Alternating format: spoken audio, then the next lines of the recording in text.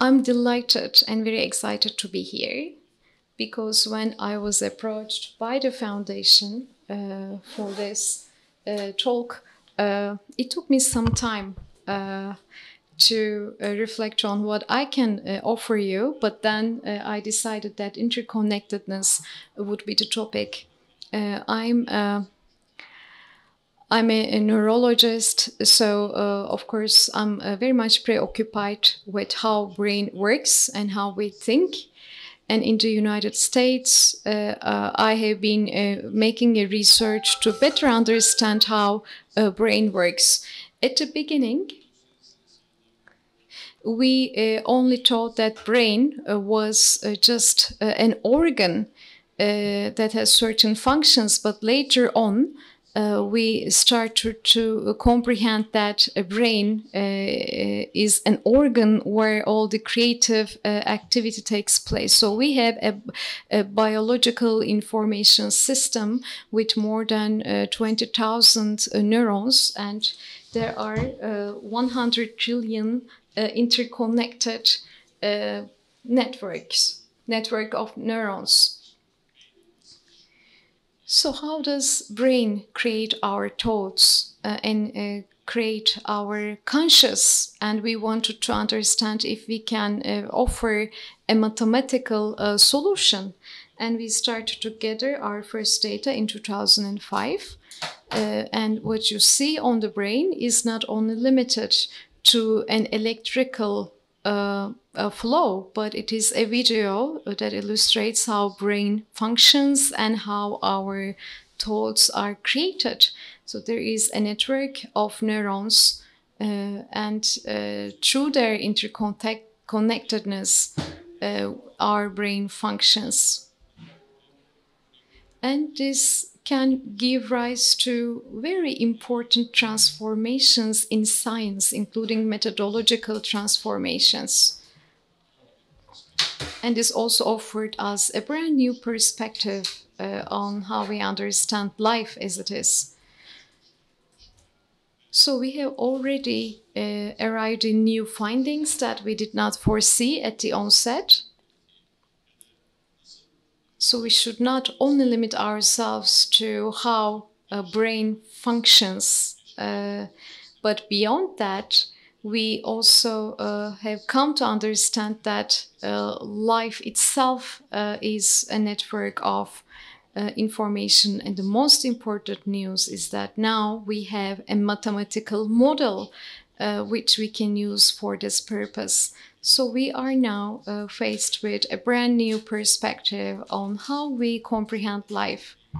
And this changing perspective is not only limited to neuroscience or artificial intelligence, but it is so vital that it can indeed change the life as we know it. So, how does the brain produce information, or how it represents or builds our conscious? So that was our initial question. And we also at that time assumed that our brain is the most sophisticated information processing organ. What do you think? What would be the most most competent information processing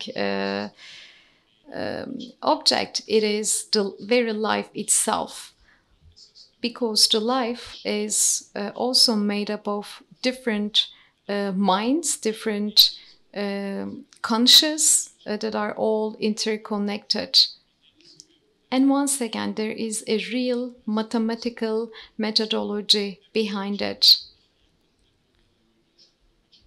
And the whole effort of science is very much to do with getting closer to the reality. Even though we cannot fully achieve a real life methodology, we always aspire to get closer to the real life situations by making use of scientific methods. So how come brain produces or creates thoughts? I'm going back to the initial question we have. So I call it the Newton-Descartes paradigm or school of thinking. And I believe that this question now brings this new potential to transform our understanding. And in order to achieve that, different branches of science should work together, particularly in countering uncertainty. As we navigate through uncertainty as human beings, we somehow hold grip on certain things. Previously, it was the chemistry. In the 18th century, in the 19th century, perhaps it was the genetics. And in 21st century, the icebreaker was perhaps neuroscience along with artificial intelligence. So this what we have resorted to as we navigate through uncertainty. And other social sciences and other works of art also pave us the way in that direction. So as of today, what is the fundamental thing that changed our understanding as compared to previous centuries? So as the sons or inheritors of Newton and Descartes, we always paid due diligence to analysis and synthesis. In other words, to look into different components, different parts of the whole. So we first need to reduce everything down to its components, the main components, along with its value and the data that comes along with it. So this is the methodology we use. And today we are about to add a new layer on top of that. So what really matters is not the parts that make the whole, but rather the interaction among these parts and components. And this brings along a new paradigm. So the main building block for life is not atom, but rather information. Yet this very information that the main building block of life is not atoms, but information is, I believe, a groundbreaking modeling technique. And we gradually come to understand that there is this interconnectedness on the right-hand side, and on the left-hand side you see cosmica, interconnectedness of the universe. So we can use and apply the same mathematical model. So gradually we transition from working on the question how brain produces thoughts. We ask ourselves new questions about life and universe itself. So we can use the same mathematical methodology to respond to the question of how we create life. Here you see the neurons in the cells, and there are the stem cells. The first thing they do, as you see on the left-hand side, they create a space for interconnectedness. So the existing space does not only help with interconnection, but we also see the tendency to create new patterns. So in essence, what we call as information is not present as a molecule or as an object as such, but it is more like information emerging as a pattern, as a texture in the brain, waxing and waning all the time. Why is that important? This is important because our existing paradigm on information or access to information is shifting. What do I mean by that? Here we may have an unknown area or unknown space. You see 12 dots. Let's assume they represent different neurons and their relation to one another changes constantly. You have just seen for squares or you have seen for triangles, and now you see a star and you keep seeing different patterns or shapes. And these 12 points represent neurons. And they would tell us, they would reveal us more information about the common threads of the triangle or the squares or the star. So we have these 12 points, 12 dots, and we take all of them one by one. We look into them separately. So if it's the brain, then we look into neurons. If it's the liver, then we look into the cells. If it's a social web, social network, then we look into every single unit. But our job is not finished right there. What we understand is that the sum, the total of all these different components is more than the total sum. So this is something we have difficulty in understanding. And now we are able to better respond to this question. Going back to these 12 points or dots. If we look at this pattern and see this as a piece of information, then we will understand we should not only look into the parts or dots separately, but we need to look into the interconnectedness of different parts. We need to understand how each point relates to one another. And then we can here talk about the randomness, because there is a certain math behind this randomness, and that also holds true for our thoughts, for thinking. On the left-hand side, you see these 12 dots that represent neurons, and now on the right-hand side, you see 36,000 neurons. These are in the amygdala of living rats.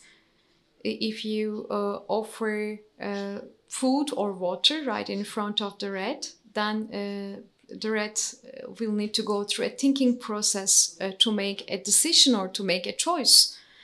And this decision-making process has its geometrical representation too.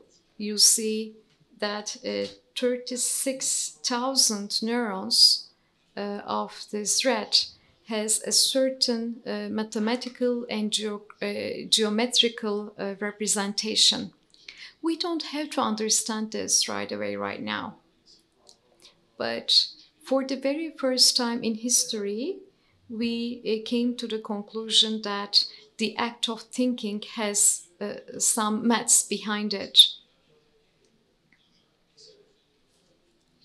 Since the 1950s, there was this concept of Parisian Mathematics, and we now have the new forms of these mathematics, and we can call it as information mathematics. And there is a certain need for that. And mathematicians are leading this process of seeking scientific answers. And most of the awards and prizes are also granted to such scholars who are working on that. Here is what I mean. I first started using this slide in 2016. What do we mean by this interconnectedness mathematics?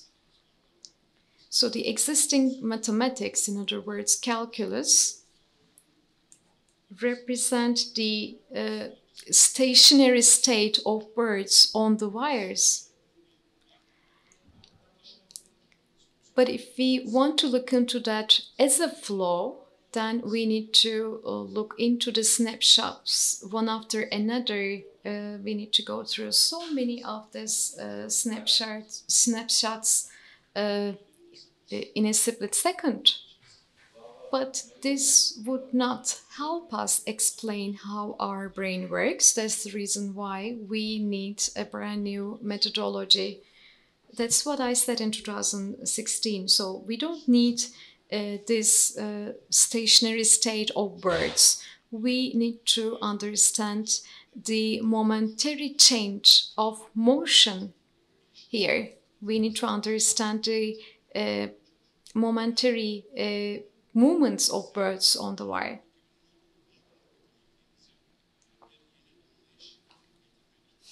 And this was due to the need that we felt. We felt the need for a brand new explanation. Here, I would like to tell you about the Giorgio Parisio. So this is a bird flock, and over time, they did a mathematical modeling on how birds in the flock interact with one another over time. So we see a certain pattern here, just as the neurons in the brain and how they create information. So, and all the Abel prizes and other prestigious prizes are now granted to mathematicians who are particularly working on this subject. And Sullivan, with its topological research on brain and how it can influence our thinking process. We don't have to understand all these researches right now, but my message is that the mathematical modeling that we use in order to uncover interconnectedness in brain or how brain functions can also inform us in other fields. We can use the very same mathematical methodologies and use them to interpret new fields. For instance, social sciences and life sciences can now be brought together thanks to this methodology. So we are now transitioning from the science of parts and components to the interconnectedness of parts and components. And neuroscience goes from complexity to more simplicity. And coupled with uncertainty and struggle against uncertainty, we walk together as we navigate these uncertainties. Newton and Descartes and the culture that we inherited and the iconic formula like F equals to ma and other formulas, they don't only represent a mathematical formula, but there is an entire culture behind it. I just told you about Giorgio Parise. He has also offered a certain formula. It is just an iconic formula, just like F equals to ma. We need to look into the parts in order to understand the whole.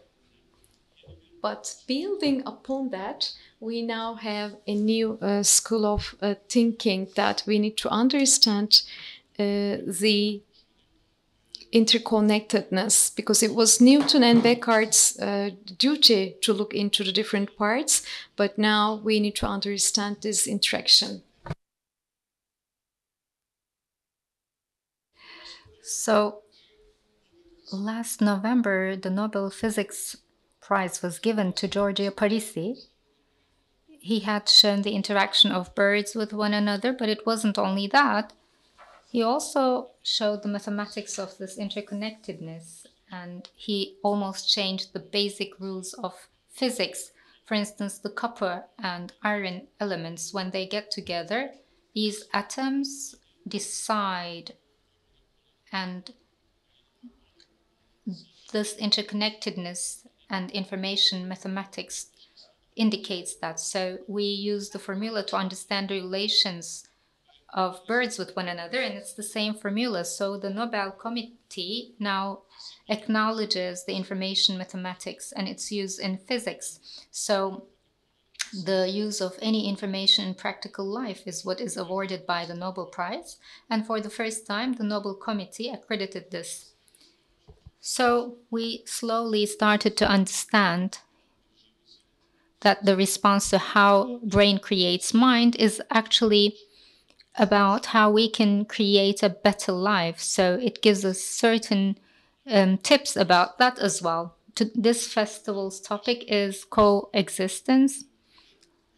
So this is one of the themes here, interconnectedness. And we have a math now to describe that. And so this can have something that corresponds to the human mind. Well, the building block of life is not atom, but information. So understanding that changes our perspective to life. It creates an important paradigm. I am actually in the editorial board of this article. There was this text that was sent.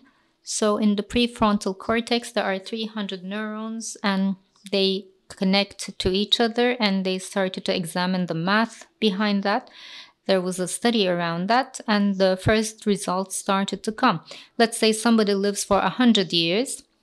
When you just take those 300 neurons, in none of the two moments in life, these 300 neurons can create the same pattern. When you are listening to me, when you're going to ask your questions to me, it's just going to be those 300 neurons. When you take those 300 neurons, when they interact with one another, they create a certain pattern. I talked about the neurons of 36,000 rats, and it's not the same with that pattern. So we have a different level of understanding now. So our scientific methodology has started to change. What does that mean? 400 years before Christ, Aristotle says, if I had 10 kilos of iron and 1 kilo of iron on both hands, the heavier one would hit the ground first if I let them go. So there is an acceptance here. There are two important things in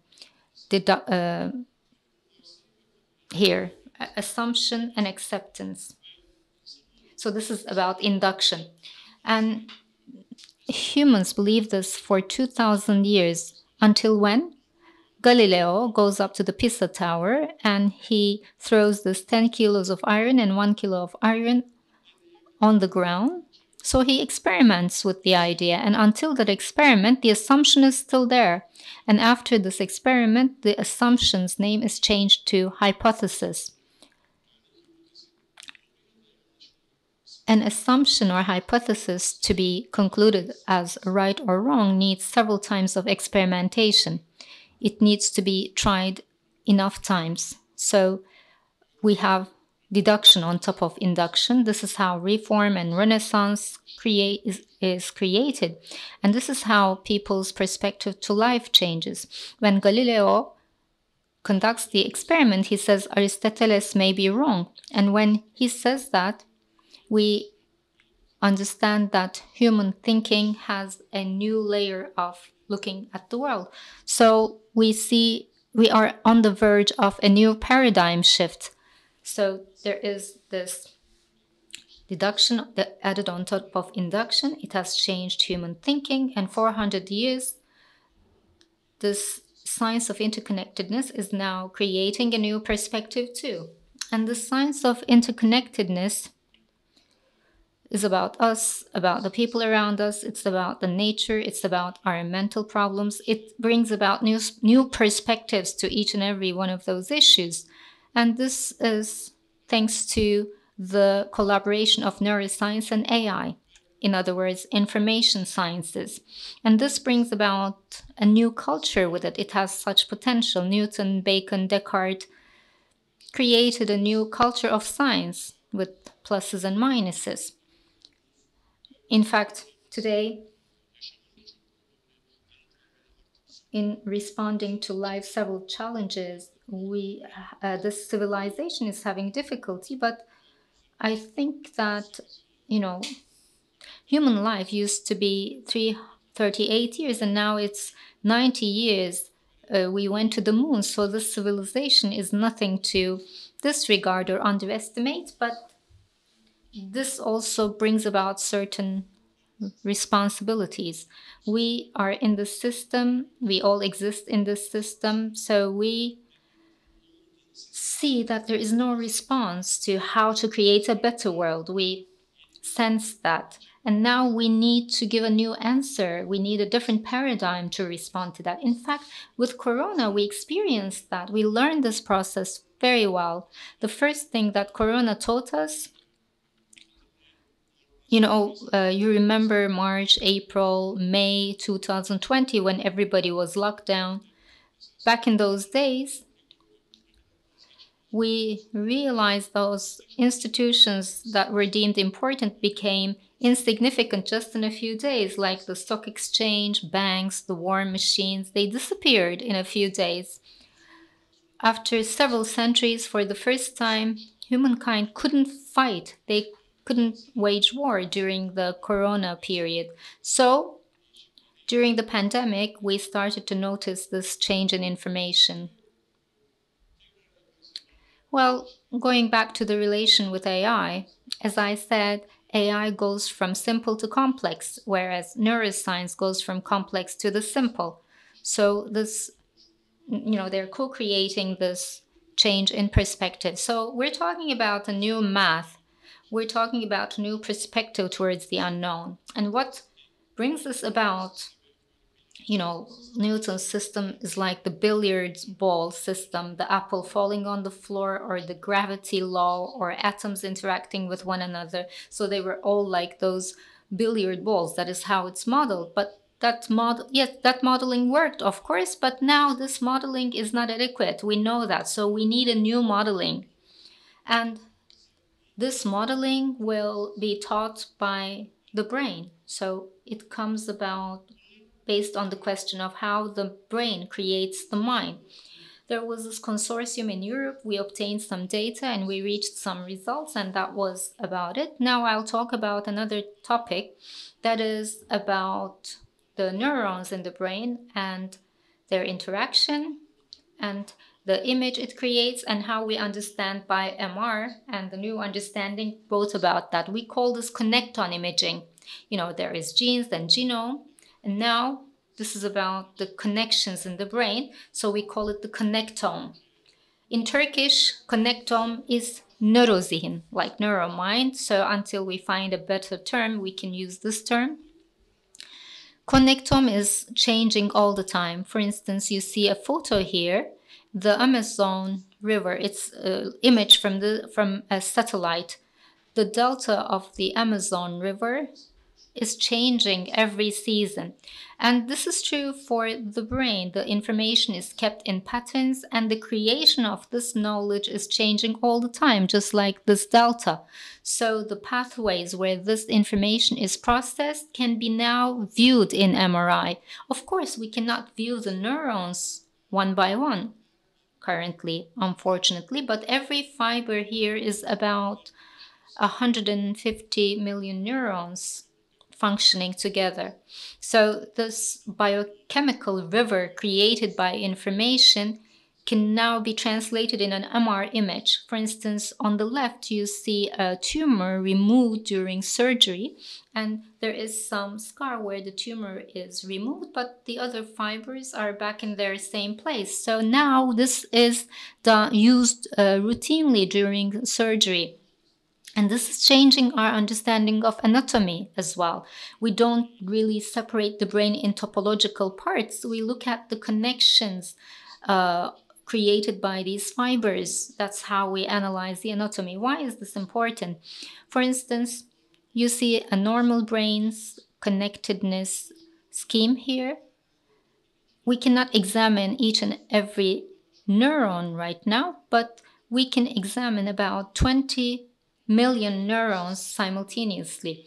So in using this in surgery,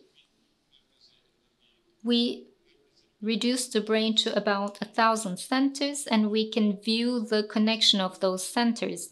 For instance, you see a person who lost their sight here. So their hearing center has developed. You see the creation of new fibers. This is important. I will talk about this soon. I would like to show you the relationship between a neuron and connectome. It's like a plane and the Airways company. There are 380 planes in Turkish Airlines, and when you put them together, it doesn't form an airlines company. But when are they in Australia, in Seattle, in India? When we know when that takes place, then there is an information network. There is a connectome.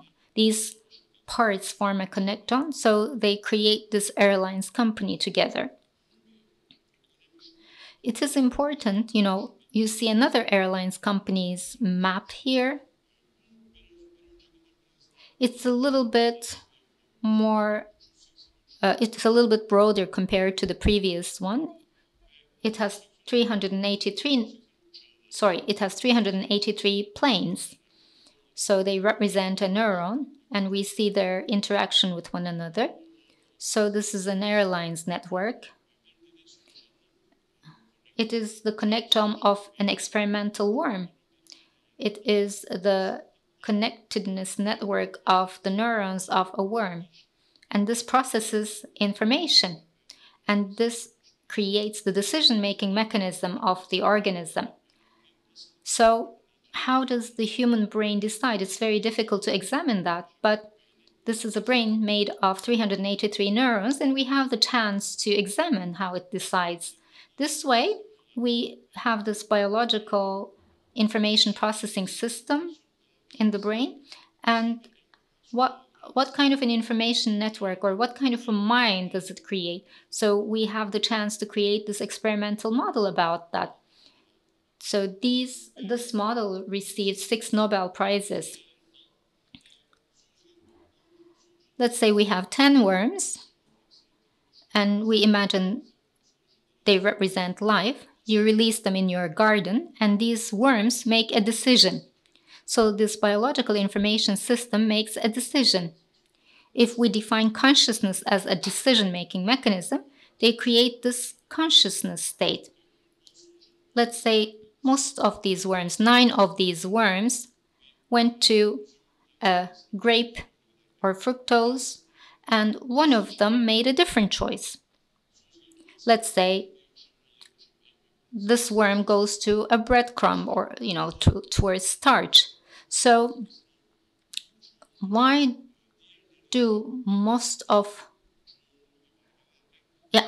why does that one worm act differently from the other 9 worms? Why does this one act differently than the majority? This is called creativity. So why does this one worm make a different choice compared to the others? For the first time, we have a connectome to explain that. We have a mathematical model. For example, in human MRI, we do this to measure curiosity. I will come to that. So this structure that we call brain is not just an organ that provides homeostasis in the body. It also creates mind. It actually creates this information network in life. And by changing the connectome, we can change the life of these organisms. And for the last 8 years, we have been calling this connectome surgery. We see an animal here in the amygdala, the region that decides whether to eat or not. There are 2 electrodes that either trigger or stop that region. Even if the animal is hungry, when you trigger the hunger center, it attacks anything it can find. Or let's say it's starving, When you trigger the eating center, it doesn't eat anything. When you inhibit it, sorry. So this is not only true for biological systems, but also for social systems. What we call education is a knife that changes the connectome. So this connectome changing features are about education and all the other cultural elements. It is possible to reflect it to those areas, and there is a mathematical formula for this. Let's go on a little bit more. What does this math provide for us? Let's look at the new social results. This science of interconnectedness teaches us that everything is meaningful in the network that it is part of. So if you want to develop yourself, the best thing you can do is to develop the person next to you. There is a mathematical explanation to that. So we actually can use this data in other disciplines of science. Sometimes there are following developments and sometimes there are independent developments. I wish we had time to talk about this Laniakea, the new astrophysics theory, or the genetic science turning to epigenetics, Connectome and physics. I talked about Parisi and this integration of interconnectedness to the field of physics. And of course, social physics is a very important discipline of science. It's a new area that is just emerging. You know, when neurons are processing the information, they do this within the framework of a mathematical system. The same is true for societies.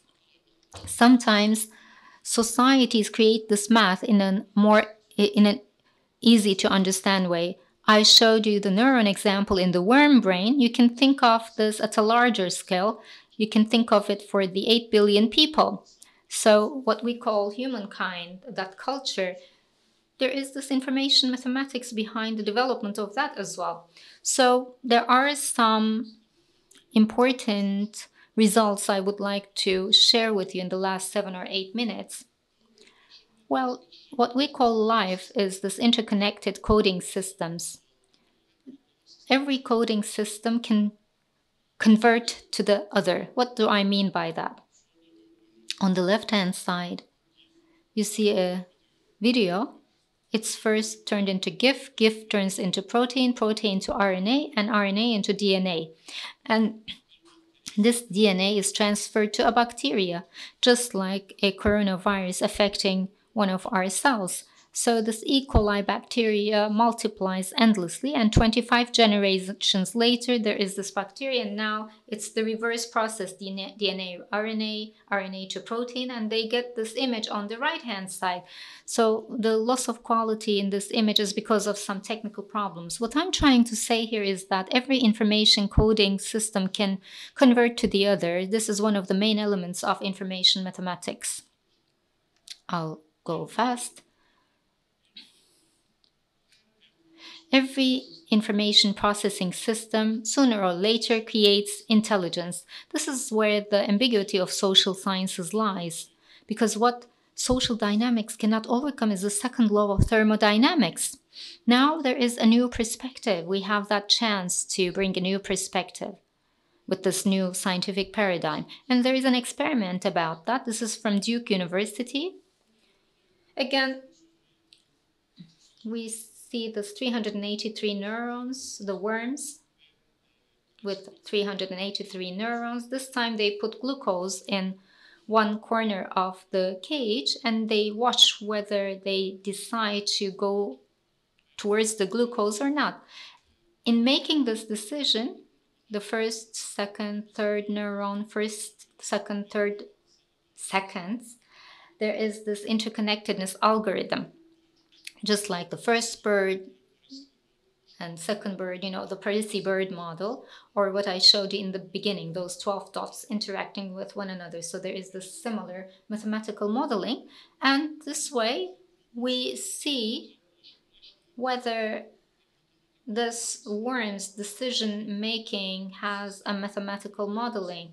And this is a simple robot made of Lego. We can transfer this to this Lego. So the Lego makes the same decision. So the the system gives the very same response that this 363 neurons would give.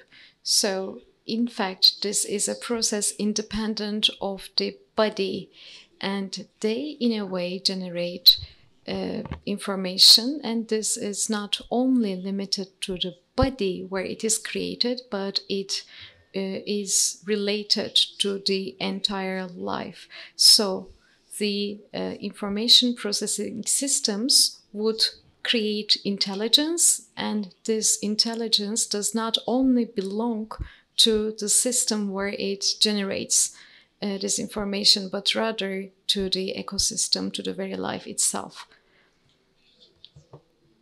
So I will now talk about a more difficult process, which is autopoiesis.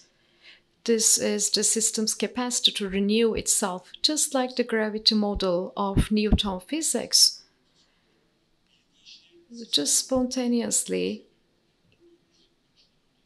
information processing systems would create intelligence, and in physics and in biology sciences it is called mutation.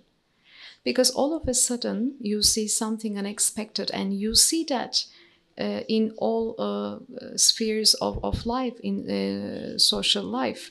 And Professor Schrödinger becomes aware of this. There is an organic matter, and it also constitutes a matter of organs, and then there is the entire universe. And how can we transition from one layer to another in this paradigm? And Ilya Progeny gives the first response to this question around 1980s, and argues that this auto-renewal system is not valid.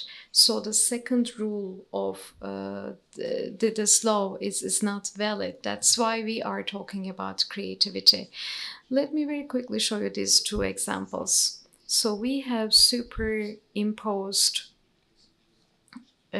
model from a scholar that I received. So there are 41 pendulums, and when you just throw them away, you see different patterns emerging. In other words, different pieces of information. So 41 pendulums. So it's just as if a classroom with 45 students who come for a reunion after they graduate after 35 years. So it is quite similar to the pattern of these 41 pendulums. So there is an understandable math behind it. So the maths we use for understanding a brain and its functions can also be used to understand social system. So this autopoiesis, in other words, how systems create intelligence, is a model available for us. And there are two AI, they were made to have a dialogue with one another. This was an experiment held in Facebook, and there was an entirely new language that they didn't know at all. So now these AI robots only use a language that only the people who designed this experiment would know, so that somehow even made the scientists behind this experiment afraid and hesitant, so they stopped doing it. So this is the wholeness of neurons. These are the mini brains that we use in our labs.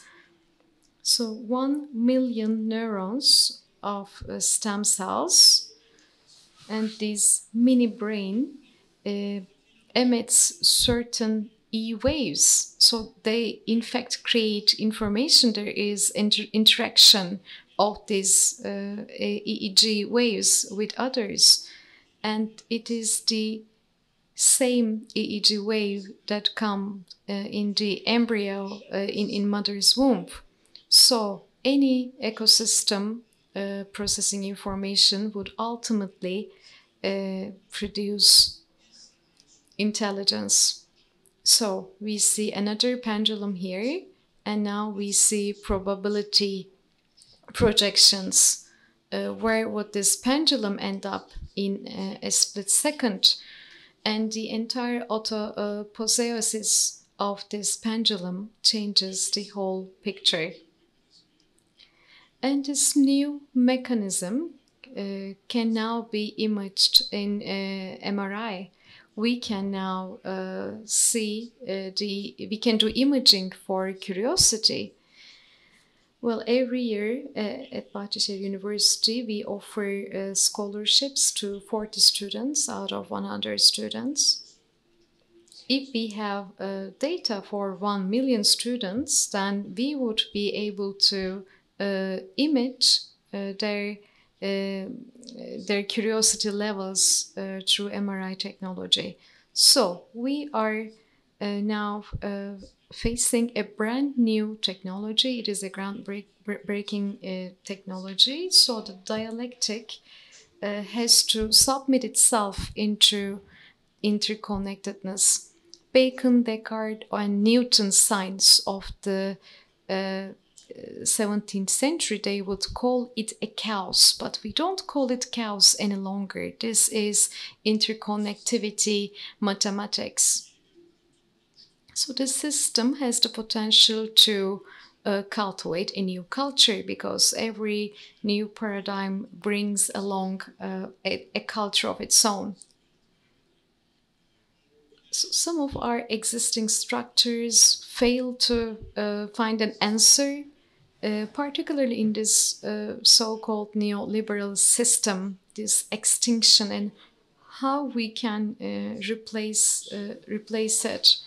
So now this new methodology offers us new probabilities. Our existing system, as we know it, talks about being smart or being industrious or hardworking. Of course, it is very important to be intelligent or hardworking. However, in my personal opinion, these are in a way elevated values, unnecessarily elevated, I would say. There are some other values that we can ascribe to on top of being intelligent and hard working, and it is creativity and benevolence.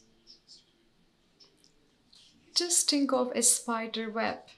Curiosity is this tiny thread on this spider web. Affection, passion, dedication, and curiosity. This is something totally different.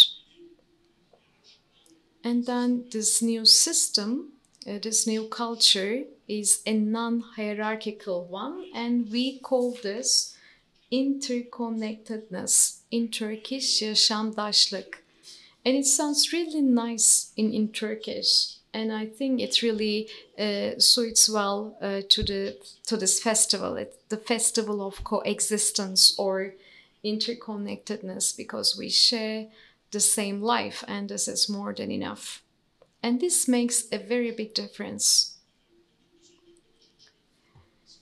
In the USI schools, there was a research conducted in 1914, and they asked the students whether they feel unique. And they respond, 96% of them respond later on that they consider themselves as unique.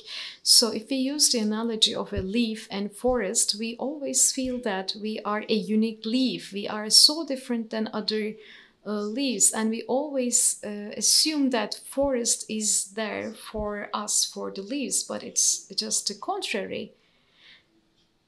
So in fact, the leaves are there for the forest, and leaves are of course mortal. They will ultimately die, but this is not the case for the forest.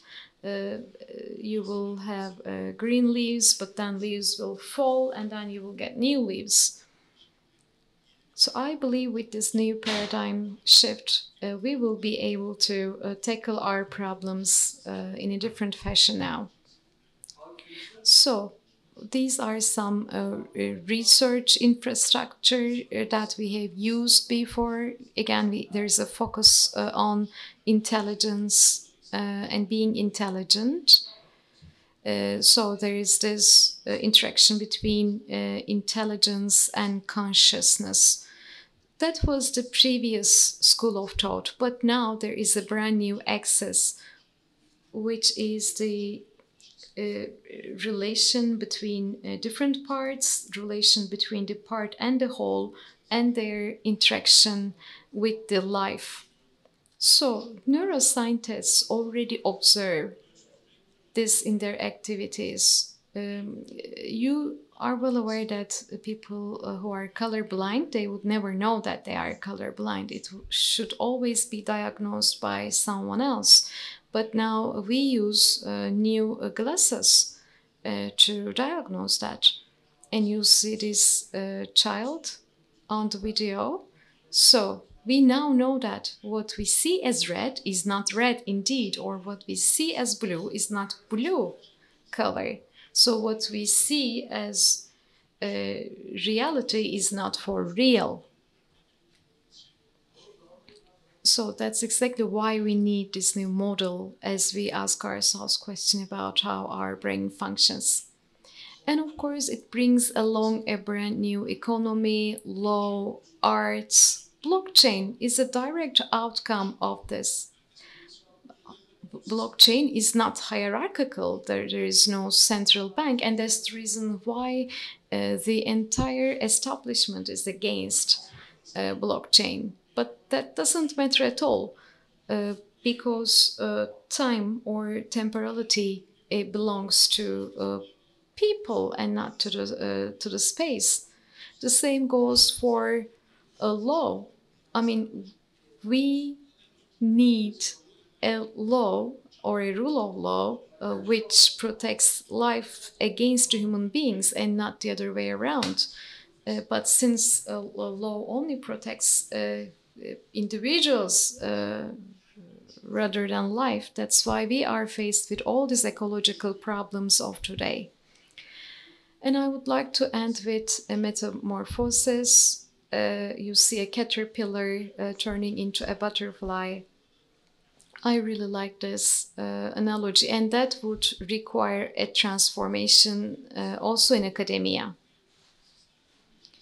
So our system is very much based on ownership, and we all receive a similar education or training. So every time it makes a round, it is this chicken is rewarded, and ultimately this chicken becomes colorblind because it would only get reward when it goes and picks its feed from the pink circle, so it would never go to other colors. And this is how we are being trained too.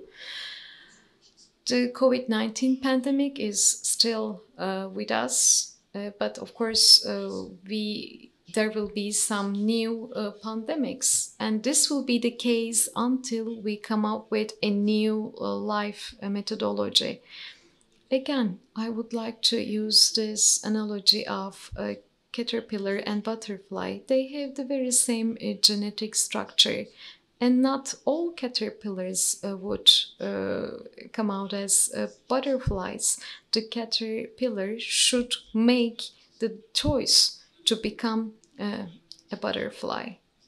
So for that cultural transformation, we need every single individual. We will need everyone. That's the reason why I would like to thank the organizers of this festival who made it possible for me to deliver this speech, because we need to make sure that life sciences work together with social sciences, and this new methodology enables us to do that. So I believe in this transformation. And I also believe that in the near future, thanks to the efforts of so many people who are present today, we will all become butterflies as caterpillars today. So if there are any questions, I will be very happy to respond.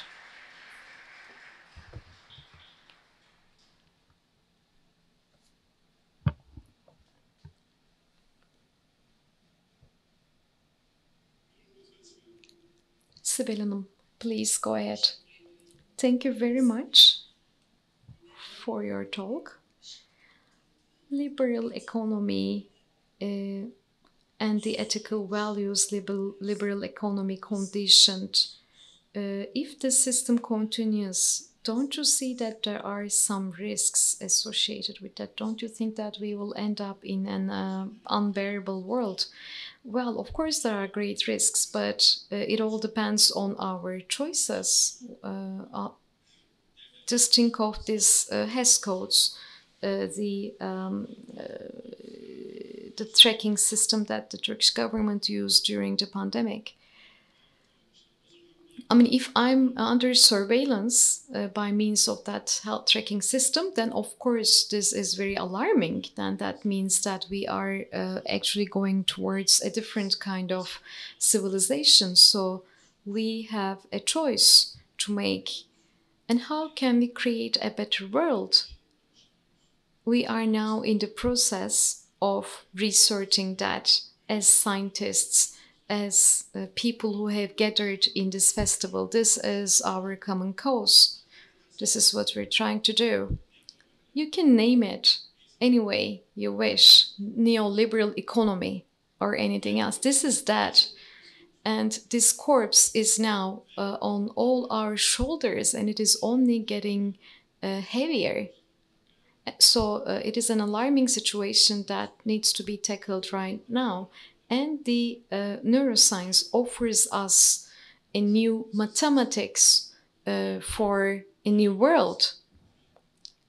So we can take this opportunity to research the mathematical representation of meaning. And in fact, this would offer the value of culture.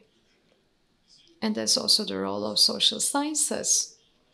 So this corpse on our shoulders getting heavier every single day, we no longer need to carry this. We can create a different world thanks to the new science, new methods. And for instance, just think of Newton. Newton came up with a totally new idea. It was a game changer in a way. And now neuroscience is offering us a new paradigm shift. And this is the very message that I would like to give to you.